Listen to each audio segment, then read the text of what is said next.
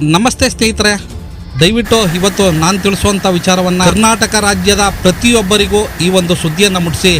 ನೀವು ನಮ್ಮ ಚಾನಲನ್ನು ಸಬ್ಸ್ಕ್ರೈಬರ್ ಮಾಡದೇ ಹೋದರೂ ಪರವಾಗಿಲ್ಲ, ನಮ್ಮ ಚಾನಲ್ಗೆ ಲೈಕ್ ಕೊಡದೇ ಹೋದರೂ ಪರವಾಗಿಲ್ಲ, ಆದರೆ ಈ ಒಂದು ಸುದ್ದಿಯನ್ನು ಇಡೀ ಕರ್ನಾಟಕದ ಜನರಿಗೆ ತಿಳಿಸಿ. ಏಕೆಂದರೆ ಕಬಿನಿ ಜಲಾಶಯ ಭಾರಿ ಅಪಾಯದ ಅಂಚಿನಲ್ಲಿದೆ.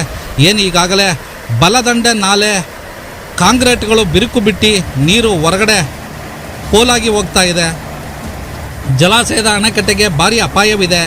ಏನು ಇದೊಂದು ಜಲಾಶಯ 84 ಅಡಿ ನೀರು ನಿಲ್ಲಿಸ್ಕೊಂಡು ಲಕ್ಷಾಂತರ ಕ್ಯೂಸೆಕ್ಸ್ಗಳೇನಾದ್ರು ನೀರು ಬಂದರೆ ಈ ಜಾಗ ಸಂಪೂರ್ಣವಾಗಿ ಒಡೆದು ಹೋಗುತ್ತೆ. ಏಕೆಂದರೆ ಈಗಾಗಲೇ ನೀರಾವರಿ ಇಲಾಖೆ ಅಧಿಕಾರಿಗಳು ಇಲ್ಲಿ 2 CC ಕ್ಯಾಮ್ರಾಗಳನ್ನು ಅಳವಡಿಸಿದ್ದೇವೆ.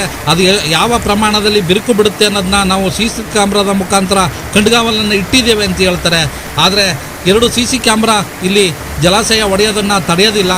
ದಯವಿಟ್ಟು ಇದೊಂದು ವಿಚಾರವನ್ನು ದಯವಿಟ್ಟು ಎಲ್ಲ ಕನ್ನಡಿಗರಿಗೆ ವಿಚಾರ ತಿಳಿಸಿ. ಬಲದಂಡ ನಾಲೆಯಲ್ಲಿ ಭಾರಿ ಪ್ರಮಾಣದ ಬಿರುಕು ಬಿಟ್ಟಿದೆ.